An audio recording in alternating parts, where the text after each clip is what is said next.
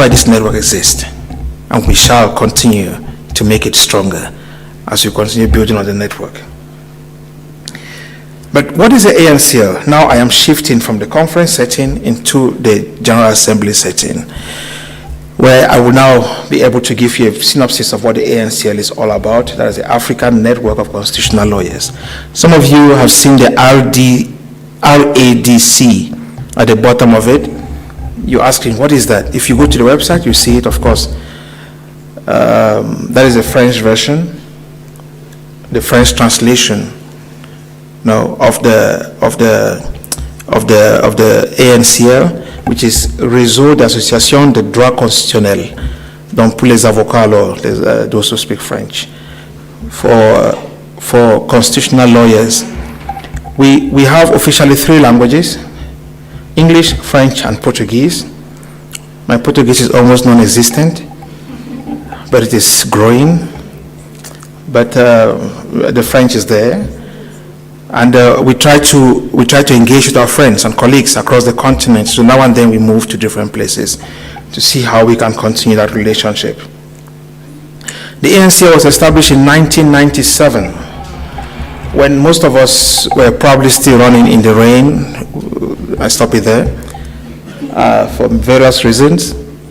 Some of us were not there, but one of those who brought the idea, because the ANCL was established on the fact that there was an international association of constitutional lawyers.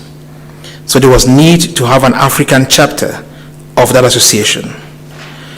So the ANCL, now that idea came from former justice at the Constitutional Court in Senegal, Boubacar Kanté. We then thought, why don't we have a regional network, an African network of constitutional lawyers? It used to be very, very large and cover the entire continent. But because of language issues, we've decided to have a bit of a break or a gap where we have now the Arab network of constitutional lawyers. And this was all because of language.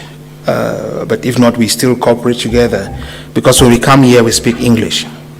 And we could have French as well, comfortably. But Arab was a bit of a challenge now and then, so they have that instituted up there. And we still work together on different areas. Then after that, the ANCL has held several conferences in different parts of this continent. I think to some of you, I showed a picture of one of the earliest conferences that they had in Dakar in 2008. We were not there then, most of the executive members that you see today. But in 2012, when the ANCL met in Lagos at UNILAG, some of us joined the ANCL. By the way, I am, together with my colleagues on the executive committee, we are about 10 years into this network. So we joined in 2012 as young scholars, and we've not left.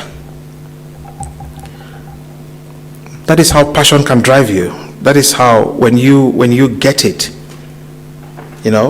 then you stick to it and you continue with it. We've had several presidents that have been and left, but in 2016, between 2012 and 2016, we had a bit of a low moment within the network, so the network has some issues.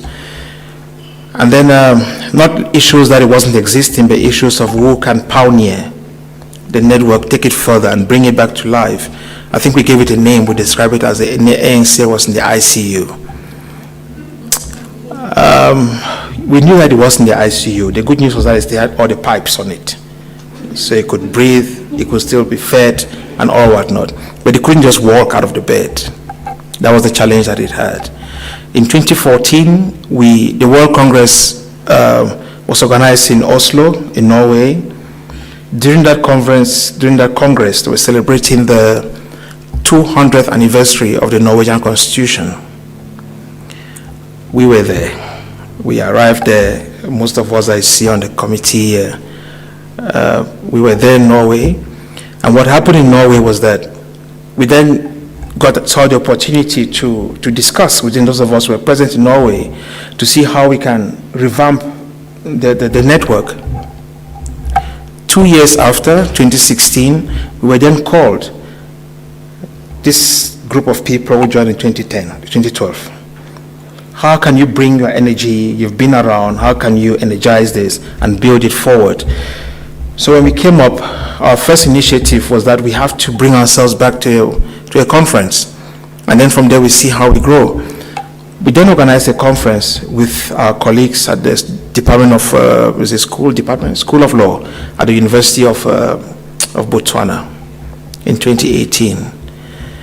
We went to Botswana in 2018. We had a very good conference, just like this, and extremely good. It was the kickstart of getting the Ancl out of the ICU. That is how it started.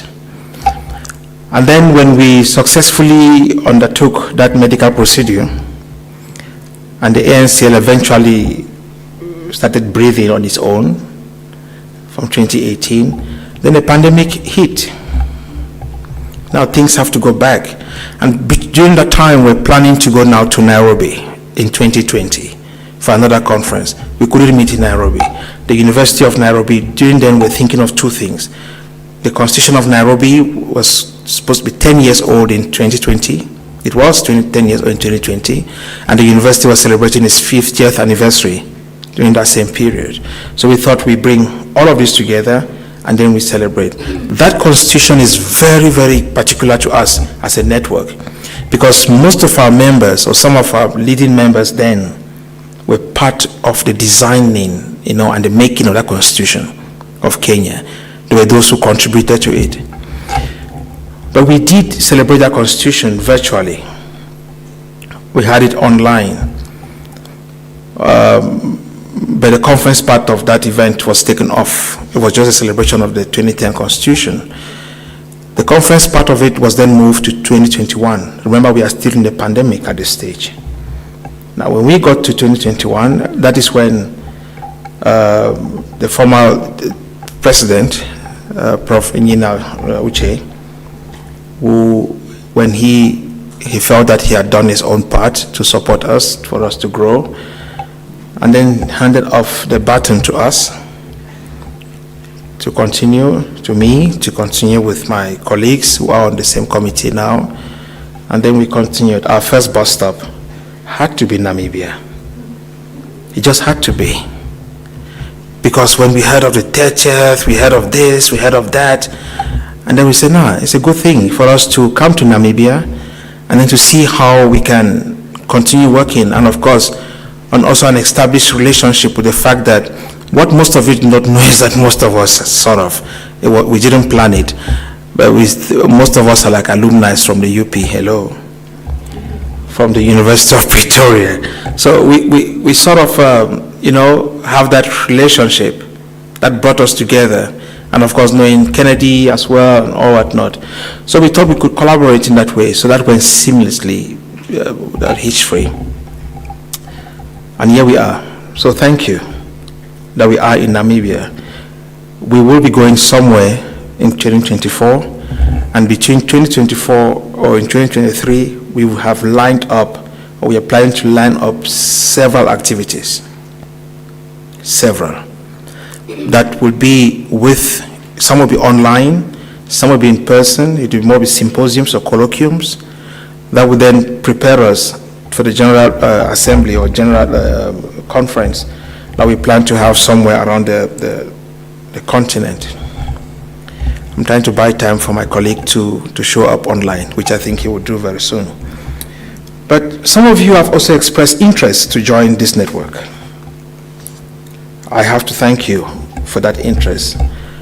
Some of the network, the advantages that you have, before my colleague will come up to tell us about the different issues that play out around membership. The advantages that you have is that you get to meet people like this, the ones that you've met here, taken pictures with, and reminded them about their Instagram accounts. You also have a lot of advantages that once you're a member of the network, you're automatically a member of the International Association. So when we have Congress, we have a Congress that is coming up, as we have it now in December, which I will speak to as well at some point.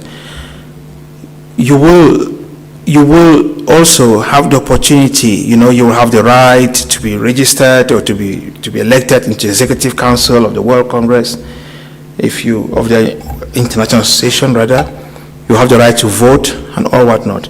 And this is because, not because you pay any registration there, it's because at the level of the ANCL, we pay some money to the International Association to be part of that association, which is what sets us on the platform where we usually require for some form of registration, which prepares us to assemble the money together and then put in the International Association.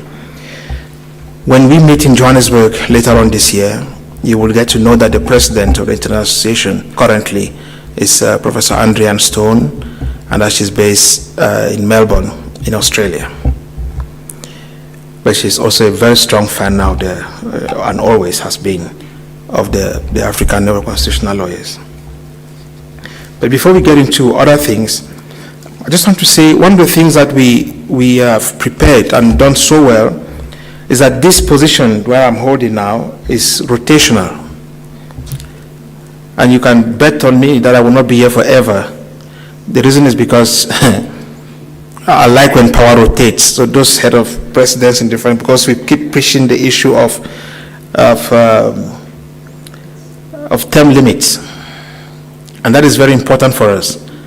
That when it's your time to go, you do that gracefully and support the next.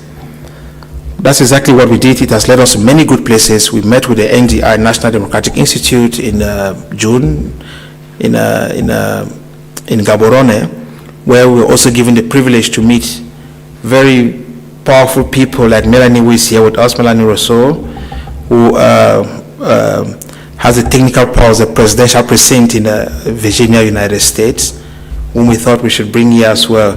I haven't even introduced you, did I? I just kept you as a spy in the crowd, right? So we have Melanie here with us, who is now a very good friend of us. That the meeting we had in this year, in June, in Gaborone was very good. And that brought us together with the NDI, and then we'll continue other activities around that. So thank you for your friendship. Right.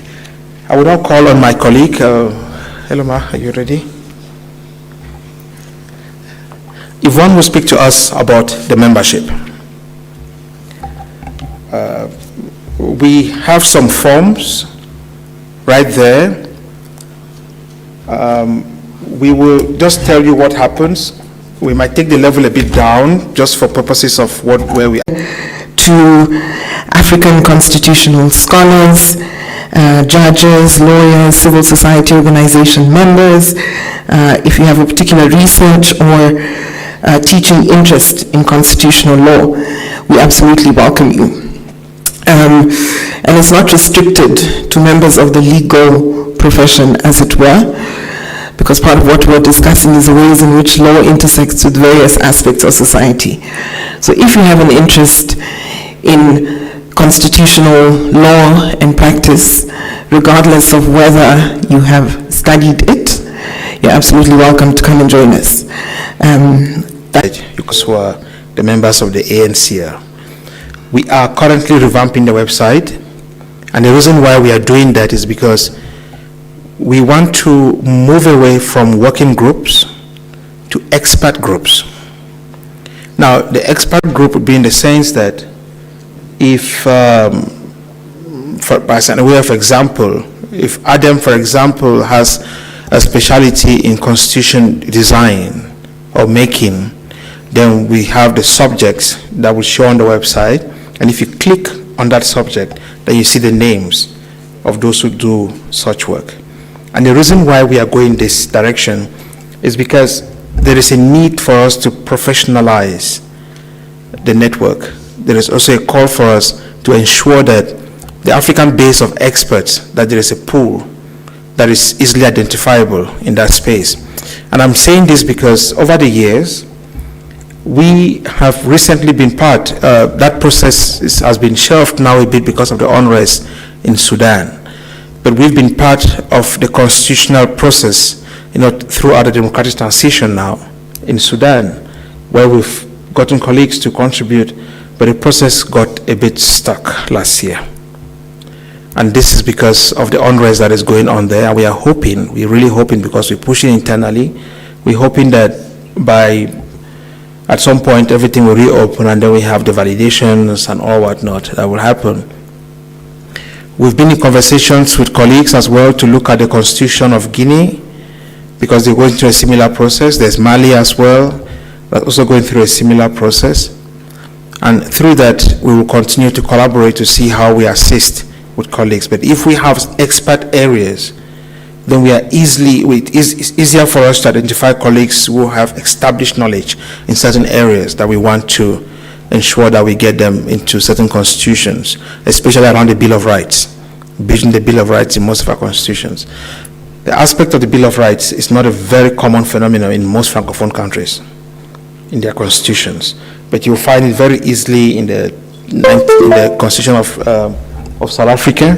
You also find it very easily in the 2030 Constitution of Zimbabwe, 2010 of Kenya, and of course many other constitutions across the continent, but especially in the Anglophone sections or countries across the continent. And for us to function effectively, as I mentioned about the issue of vacancies, so I would just, I spoke to, most of you have not seen him. I always say he functions like a spy amongst us as well. He just walks around very slowly, he says nothing, but he's watching to see that he don't abuse our mandate in a way. And I'm speaking of Mr. Tinashe Hofisi right there, who is leading our electoral committee. He was part of the committee with Prof. Charles Fombert. Prof took a bit of a break now, and then Tinashe and the other colleagues are leading that. When we have such conversations with Lidon, I think he's going to permit me to make this little brief information in the sense that we are aware that we have the gap. We don't have a vice president Southern Africa. We don't have that. We don't have a vice president Northern Africa. We don't have that as well. So what we have been asking and negotiating, which we will continue doing so, is some sort of executive power from our own end to be able to appoint some ad hoc or some temporary persons at the moment in order to take us to 2024. We are having elections in 2024. Even this position is available, right? I promise you. So you have to be present. You have to show yourself that this is what I can bring. This is what I can contribute to the network. And when we open up for nominations and all whatnot, one thing that you must have done by then is that you must have registered. That's one thing you must have done. And then the other thing is that then the campaigns, of course, would open up. If it becomes very exciting, campaigns will open up where people can then campaign and make it feel, really, really exciting. So whoever sits here knows that they have a group of people to deal with, or they have a group of people to work with, and to respect and to ensure that when we meet in gatherings like this, we are excited and that we achieve our objectives. So until then, when that permission is granted from that committee, we will then maybe look amongst ourselves and see how we can get some temporary colleagues to step in, right? I'm just looking at my two vice presidents who are here to make sure that I have their permission as well to see that we get to that point. Good. We now move to the World Congress that Yvonne told us about. It is imperative that we are in Johannesburg. And the reason is because the World Congress has never been in this continent. It has never. And it might not come again for the next 20 years because it rotates 20 or more.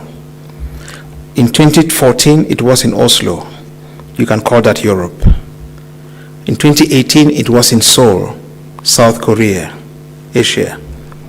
With SIFAC, which is an institution affiliated to the IACL, bid for it and got it. So that's why it is coming to Africa. So we must be there because the next one could be in South America. And then it has to go round again, and Australia is on its own. It might still go to Australia as well. So if we those who are interested in this and those who really want to come should let us know, so that we can work around the logistics and what needs to be done. One of the biggest impediments that we have is that they require registration. We don't require registration for our conferences. They require registration, and it's quite a steep order. I think we've discussed it on the site, but if you go to the website, we distributed some business cards. If you have that business card, you can register with that. They gave us space till the 31st of August, because I pleaded that Africans give us space. We are always late. Please, please give us some space and time so that, but I'll be reporting to that committee on, on Friday, 26th, this Friday, about those who have shown interest. We could try to also support from our own side. We could try to see what we can do. And if we can get some friends that will support us to support some members so that they get to Johannesburg from the 5th to the 9th of December. And if we are supporting, I'm going to be very, very biased to say, please join our panels, join our workshops, the ANCL workshops, because there are several other workshops that have been run there. So I'll wait for you, and I'll also share that on the forms that Yvonne has with her, she's going to distribute them. At this point, I'm going to ask if you have any questions, anything that anyone wants to clarify before we move quickly. Then while you're checking if David, is he there already? I'm sending him a message.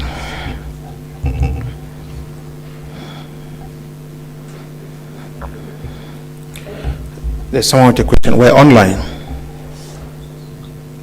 Yes. Azubike, that's his voice. Yes? Yes, thank you, Mr. President. Thank you, colleagues. Just to chip in while you talk about the IACL conference, perhaps I'm sure we would advance it further during tea or during lunch. There is an opportunity for us also to be represented in the executive committee of the IACL. We need to nominate somebody to also be our voice in that community. So I think I would leave it to colleagues on ground, Yvonne and Adam. Possibly we could try to have these informal discussions and have an African bloc nomination for that committee, so that going forward also situations and issues that directly affect African scholars, we are certain and we are sure we have someone covering for us. So that's just to chip back in. I will leave that for informal discussion during tea and lunch. Thank you. Thank you, brother. Yes, and that happens when you are a member of the ANCL, and then you also get that credibility to be nominated into the executive committee of the IACL. It's quite a big one. I think it's about 25 members thereabout, because the IACL has a broader membership platform. We could easily be about 1,000 or more in Johannesburg this December. Do we have any other questions?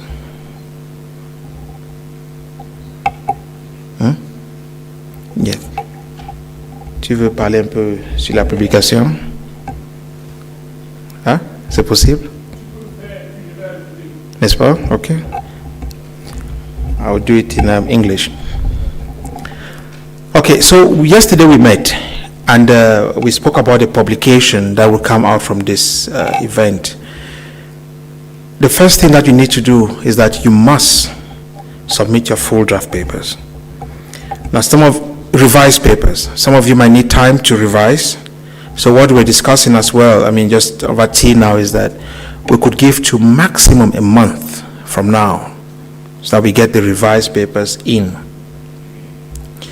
And then when we get the revised papers, that is the first step, then we will start now communicating, not with everyone, but with those who have submitted papers, because we are going to read them internally and then provide feedback for you to further, work on the paper.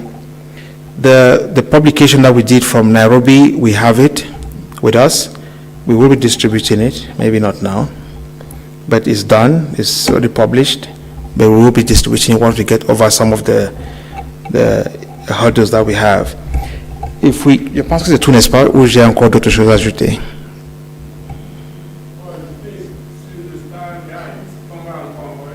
Okay. So we will send out a guide. We'll definitely do that once we have identified the publisher and or the book or the publishing house that we want to go with. Then we can send out a guide how to reference your work and the writing style so that we facilitate that process. Je pense que c'est tout. Okay. You see, he's feeding me with information. And that will also go through peer review process, because for us it's very important that this document or this publication is academically accredited or approved. Because as scholars we know that it's required for promotions, it's required for all sorts of things within the academic platform. So that will be done. If we don't have David, because David was supposed to join us from Togo. If we don't have him, do we have him online? No, he's not there. Okay, then I'll do it on his behalf. No, he's not. So in 2024, by then some of you, where will you be? Sorry? In Namibia? Where will you be? Your dean is here. No, by 2024, we're planning to host our next conference in collaboration with the University of Lome in Togo. That is where it will be. We want to go to Togo. We've already been in contact with Togo. This morning I had a lengthy conversation with Professor Dose, who can't show up now, maybe because of internet issues. But before we get to Togo in 2024, we will send out the theme, the call for papers. We will publicize that as well. And those who want to come to Togo will discuss those issues. We know what is happening in that region, and we want to get ourselves involved in those issues. Before we get there, we might announce 2 or 3 symposiums during the year that might take us to some other countries. South Africa is one of them, it's a possibility. Nigeria is a possibility. Those 2 countries, from what I've heard from some of the colleagues here. But once those processes are finalized or formalized, we will then inform you of what will happen. For us to have a better conference in 2024, there will be elections. Better conference, and the fact that we have a full house elections and also committees, it's important that we ensure that we regularize ourselves, we register, and we do all what is needed.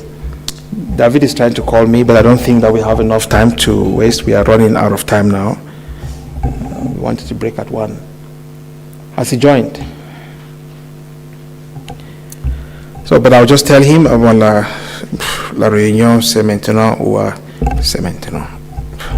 Okay, but I'm sure we are done. For now, if there are no questions, I will definitely get back to him to tell him that I've made that announcement official.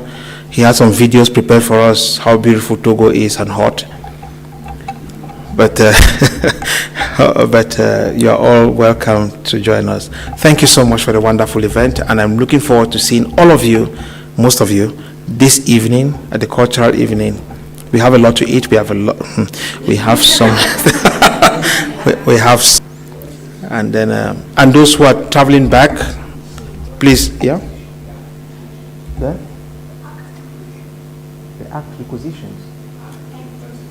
The acting positions. Yes, for Southern Africa and Northern Africa. Yeah, so we're thinking that once we can discuss within ourselves, and then we can identify some individuals to bring them in.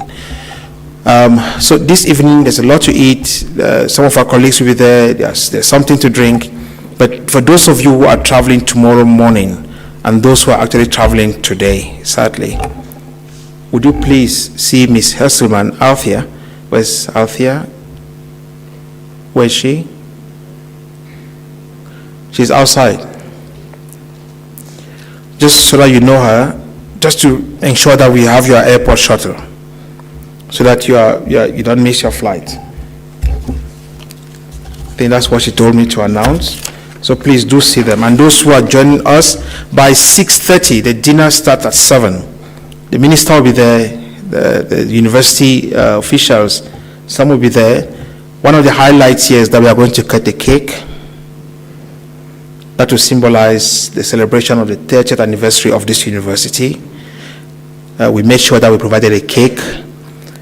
And I've heard, is there anything you want to say about the flight and the cake out here?